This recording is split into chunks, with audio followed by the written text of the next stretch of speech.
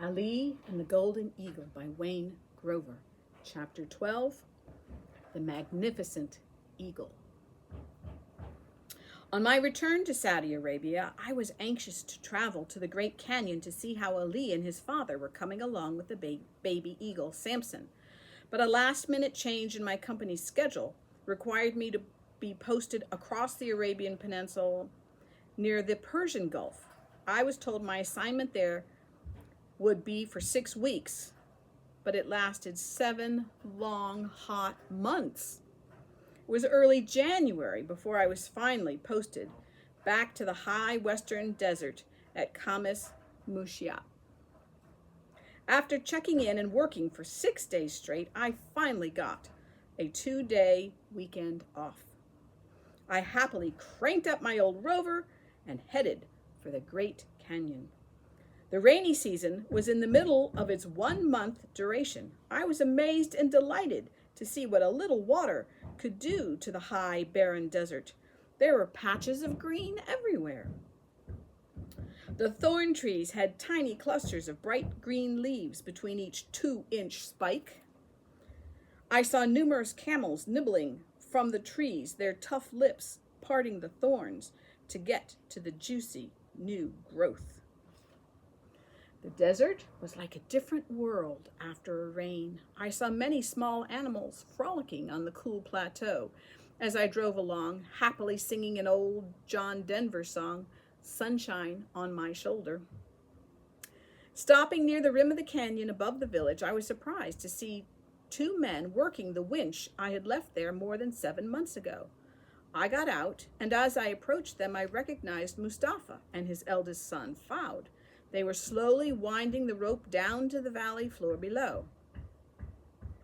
I looked over the wall and saw a large bundle wrapped in a cloth slowly going down. Allah's greeting, I called to my old friend. Mustafa looked up and saw me and told Fouad to keep lowering the rope. A look of happy surprise lit Mustafa's face as he got up and embraced me and kissed me on both cheeks. Wayne, it is good to see you. Where have you been for so long? We thought you had left forever. And Ali was very sad. I've been working on the other side of Saudi Arabia, in Dhahran, all these months. I just returned this week. I am very anxious to hear about the baby eagle. As I finished my sentence, I was aware of Fouad's hate-filled eyes watching me. He made no attempt to greet me or even speak. Wayne, there has been much trouble between Fouad and Ali. It has caused me much loss of sleep. Fouad locked the winch and stood up. He had grown taller while I was gone and looked stronger. In his waistband, he wore a long, curved knife. His hand tightly gripped the handle as he spoke. I have seen the city of Khamis Mushiat, and I have seen other white faces there. I do not like you Americans. You should go back to America. There was a cold, angry edge to his voice. Fouad, you bring shame upon me, shouted Mustafa. Mr. Wayne is my friend. I demand an immediate apology. Fouad was silent and stared into his father's eyes. Then he said, I am the eldest son, and it is I who should be the village chief. You are too old and weak to rule. I say the American should never visit us again. Mustafa was shocked and hurt at Fouad's words. Fouad was insanely jealous of his father's feelings for Ali and held me partially responsible. He felt that as the firstborn, he should be the favored son. Fouad, leave at once and do not come back until you can obey your father. Fouad stood with clenched fists and looked as if he were going to strike his father. But he finally backed off. Angrily, he turned from the canyon wall and ran away across the plateau. Please, forgive my son, Wayne. He has never been so disobedient before. A few days ago, he and Ali got into a fight. Ali was badly beaten, but refused to tell me what they had been fighting about. Since Fouad has visited the world above our village in the Big Canyon, all he can talk about is changing the way we live. Mustafa explained how he and Ali had rigged up the winch to lower things to the village. We have a great surprise for you. The eagle has grown strong and been in training for several months. He was just at the right age when you caught him. He is doing things none of our other birds have ever done. Come, let us go down, and I will show you. We climbed down the crevice route and picked up the bundle when we reached the bottom. I was amazed to see it held canned food, and even more surprised to see clothing. As we neared the village, Mustafa shouted, Ali, Mr. Wayne has returned. What I saw next was beyond my imagination. Little Ali, who had grown taller, emerged from around the corner of a house and stood in the street, waiting for us. On his left shoulder was the biggest bird I'd ever seen. A large leather cover was draped over Ali's shoulder, on which the eagle sat, its talons lightly holding on. Is that Samson? I asked incredulously. Yes, Wayne. This eagle has become Ali's pet. He has grown so strong he can pick up a small goat and fly away with it.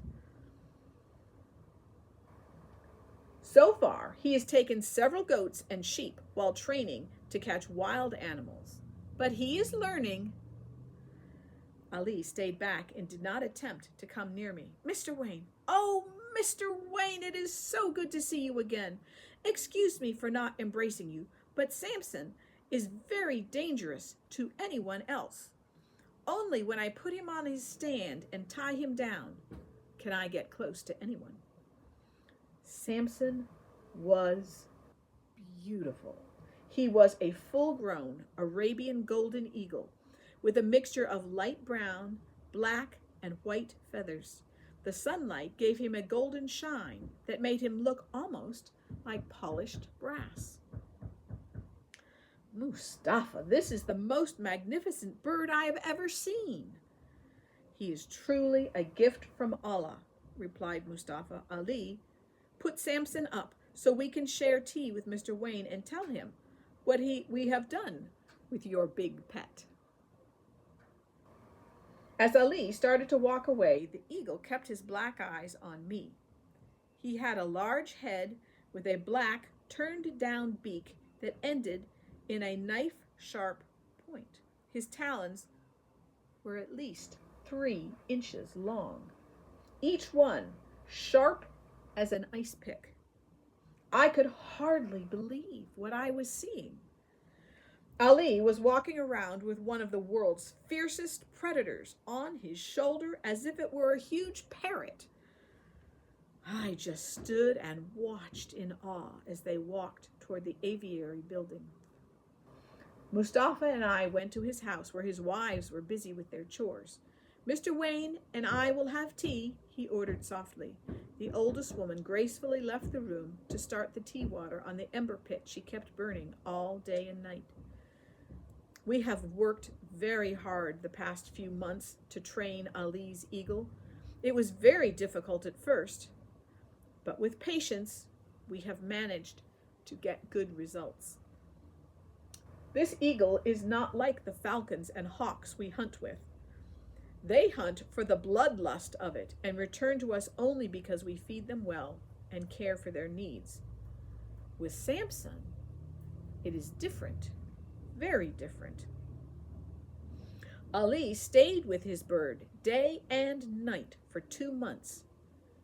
He fed him, talked to him, and let him become used to him. Ali would let no one else come near Samson.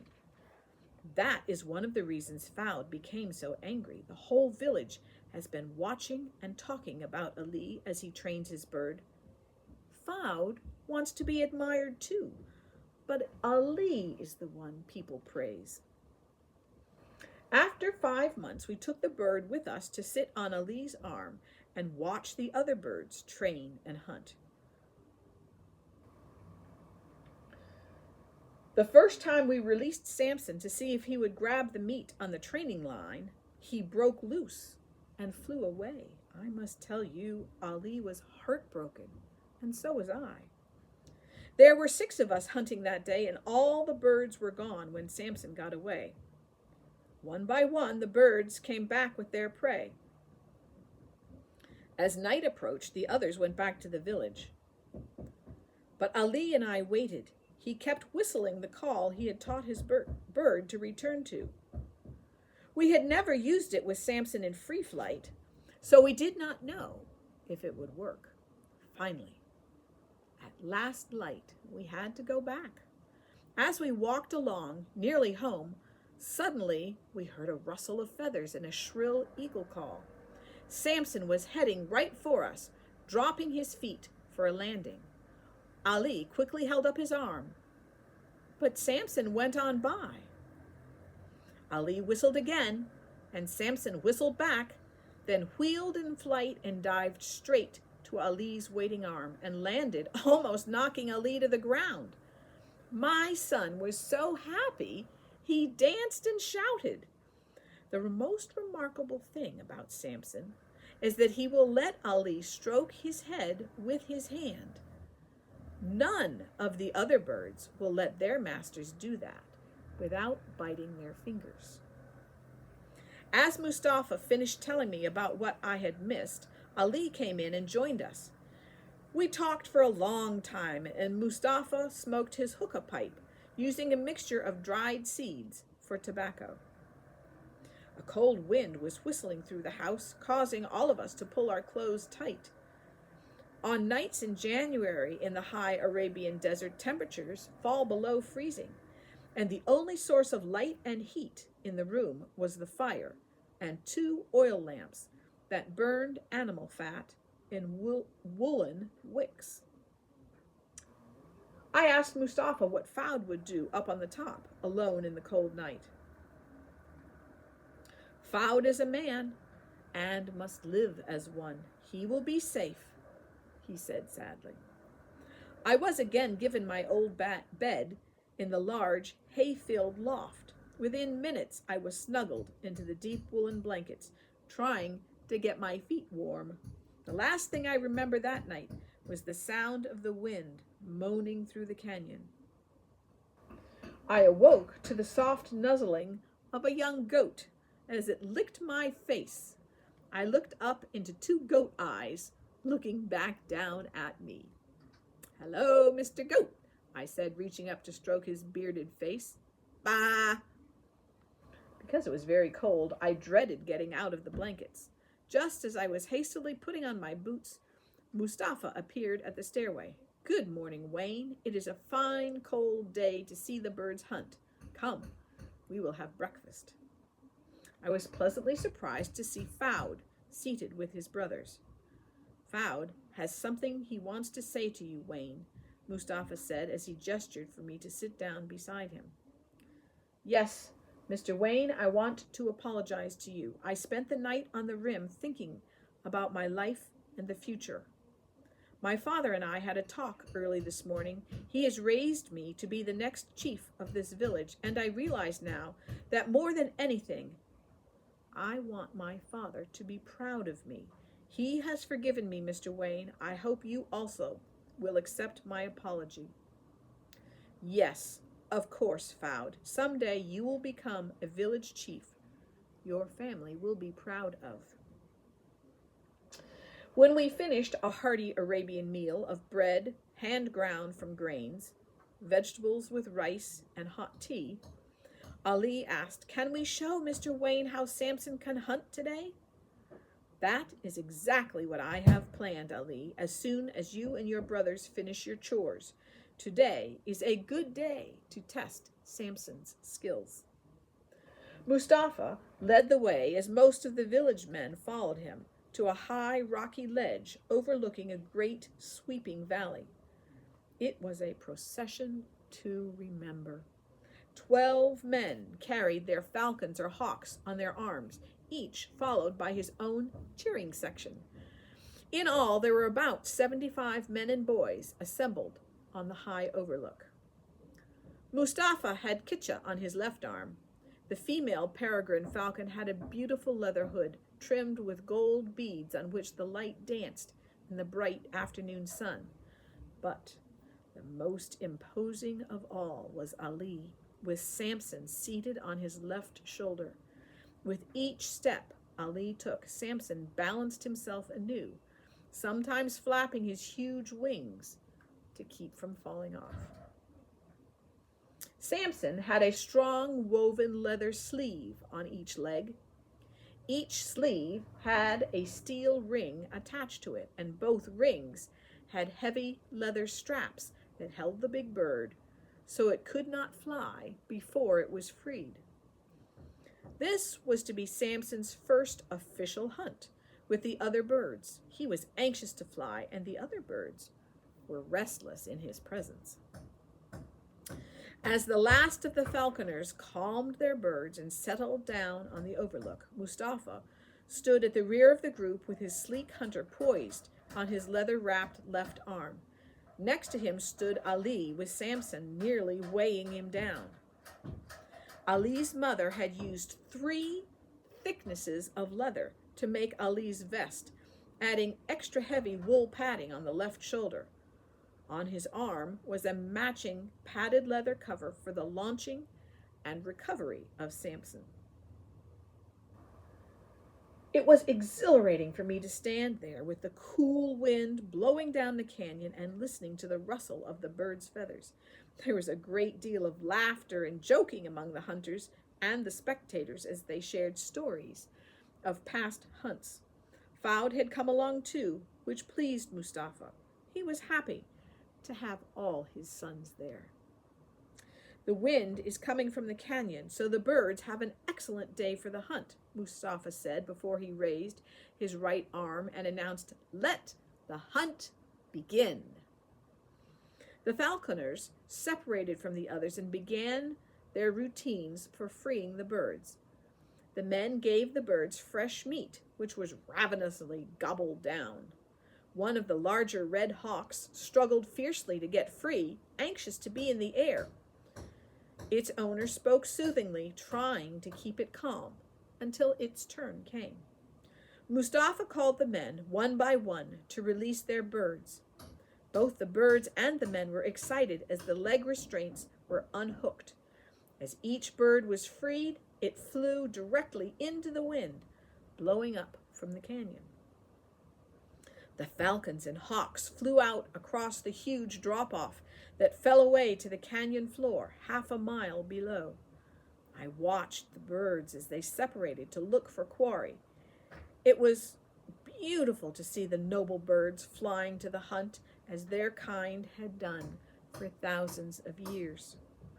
Mustafa let Kitcha go. The big falcon flapped her strong wings and dropped down into the valley. Finally, it was Ali's turn to set Samson free. Ali, you must trust Samson to return. He will sense it if you have any doubt and fly to his freedom. You must keep your thoughts with him and think as one. Do you understand? Yes, Father. I'm ready. Mustafa explained to me that Arab men had a mental bond with their birds. They believed this connection was stronger than the leather thongs that held the birds. It was a mysterious process, one that only a few Arabian falconers ever mastered. He said he had not mentioned this during the first hunt I attended, because I would not have understood. Ali closed his eyes and stood motionless for a full minute. Surprisingly, Samson, who had been anxiously flapping his big wings, was still too. It was as if boy and bird were locked in a mental exchange. Ali unsnapped one of Samson's legs, then the other. The eagle would let out a shrill whistle and flew away. A cheer from the group showed its pleasure at the eagle's launch. Samson did not fly down into the valley like the other hunters. He flew higher and higher until he was just a speck in the sky. Silently, I hoped the eagle had not said his last goodbye to fly away forever. I wondered if Mustafa and Ali were thinking the same thing. We looked at one another and then back at the speck that had all but disappeared in the distance. Father, Samson has not flown so high before. What if he does not return? My son, be one with your bird. See what he sees. Feel what he feels. Become Samson. Ali, you can do it. Ali closed his eyes and stood motionless. Then a slight smile spread across his face. He looked serene and happy. There was definitely something happening here that had no explanation in science. This, Wayne, is what I tried to tell you about how we control our birds. Ali is here, yet he is with his eagle, high above the canyon, floating free on the warm air that lifts him to the heavens. No man can explain how this happens. The falcons who cannot master this mental unity never achieve the falconers who cannot master this mental unity never achieve great success with their birds. It is not written about in any book. It cannot be taught. It is between man and bird and comes only after total trust has been established. Mustafa had a faraway look in his eyes as he spoke. I could see he, too, was mentally with his bird, sweeping down the valley in search of prey. I looked at the other falconers. Each one stood silent now, some staring into space, others with their eyes closed. I wondered if it was really possible for a man to communicate with the mind of a bird or an animal. I had known instances where people seemed to be able to communicate with dolphins, but that was under controlled circumstances where the mammals quickly learned what the humans wanted by watching their body language or hearing their vocal intonations. This was totally different. I was not ready to accept this mysterious form of man-bird link that Mustafa believed in. I knew there must be a logical explanation, but what was it? 30 minutes passed. 2 falcons had returned with rabbits. Another 30 minutes passed. Then the other birds started returning one by one, each carrying a small animal or a game bird in its talons. As each bird dropped its prey, its master called out to it with praise, holding his left arm up for a landing. The birds seemed ready to be back with man, and each unerringly found its master's arm. It was breathtaking to see the birds return from their freedom. Each was beautiful in its own way. The 3 hawks among the falcons were larger and landed a bit harder than their light cousins. The next to return was a falcon that carried a rat-like animal with reddish fur. I had no idea what it was. Kitcha was the last falcon to return.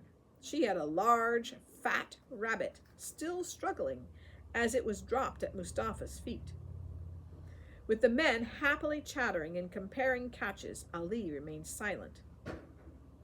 He was looking into the sky, still smiling.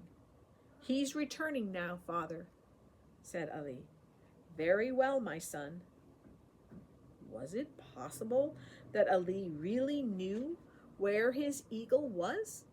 I chided myself for being so inflexible that I could not believe something just because it did not meet my own set of rules. He's not alone, Ali said matter-of-factly. The group of men stopped talking and listened. Samson brings a female with him. A murmur arose from the assembled villagers. One was pointing behind the plateau where the canyon wall rose to the top of the great chasm, about a mile from where we stood. I squinted to see better. It seemed impossible to me that Ali could know this. There, high in the sky, were two large birds, wings motionless, floating gently downward. They glided side by side, wingtips nearly touching. Lower and lower they came, still not flapping their wings. They looked like two airplanes with their landing gears down, coming in for a landing. About a quarter of a mile away, one of the birds started flapping its wings and rose rapidly above the other. The second bird started flapping too and caught up with the first. Both flew directly over our group, about 300 feet high. "It is Samson, father," shouted Ali. "It is Samson." "It is indeed, and he seems to have a friend with him." I was awestruck. It was Samson. He was easy to identify because of his size and colors. Ali had told us Samson was not alone, and now the big eagle was overhead with a second eagle. My logical mind did not want to accept how Ali could have known. Ali whistled his long, shrill bird call as the two flew overhead. Then Samson wheeled and dived with wings tucked. He hurtled like a falling rock straight at the assembled crowd. I wondered how he could pick his owner out of all the men wearing white robes below him, but by now I was ready to believe anything was possible. Samson spread his wings and slowed his descent, but flew right over Ali just above his head. He then quickly climbed to join the other eagle still circling above us. The two flew lazily in a large circle, again wingtip to wingtip. "My son, it looks as if Samson has found a female. He wants to return to you, but he wants to be with her too. He is torn between his link with you since he was a baby and his new feeling of freedom to be with other eagles. If he does not come back, then it is as Allah wishes it." Ali watched in silence for a while. Then he whistled again and again. Both eagles flew lower, heading toward us. It was a magnificent sight. Two strong, beautiful birds of prey flying down into a large group of people whom they should naturally fear. "Ali, hold up your arm. The rest of you get back," ordered Mustafa. Ali did as instructed. The two eagles came straight at Ali. A few feet away, Samson fluttered his wings for a landing, while the female stayed at his side. Samson hit Ali with such impact that he lost his balance and stumbled, almost falling. With a wild flapping of wings, Samson settled down on his leather perch on Ali's shoulder. The female flew low overhead, calling her eagle cry. Samson looked up at her from his perch on Ali's shoulder and shrilly whistled back. "Ali, snap on the leg harness." "No, father. If Samson wants to leave me, he is free to choose." I had never seen Ali disobey his father before, but Mustafa nodded his approval. The female flew higher and away toward the canyon wall. "Samson, you were supposed to be hunting animals to eat, not lady friends," Ali laughed. "Well, you came back. That is the important thing now." The sun was already behind the canyon wall, casting a shadow across the valley as we returned. Everyone was happily chattering about the hunt while we walked back to the village. I had to go back to my job for another week, but I would go refreshed by what I had witnessed today. Mustafa assured me that Ali and Samson would continue training during the week. He wondered if the eagle could learn not to devour prey once he had caught it. Time would tell. I said my goodbyes to everyone and started my climb out of the canyon.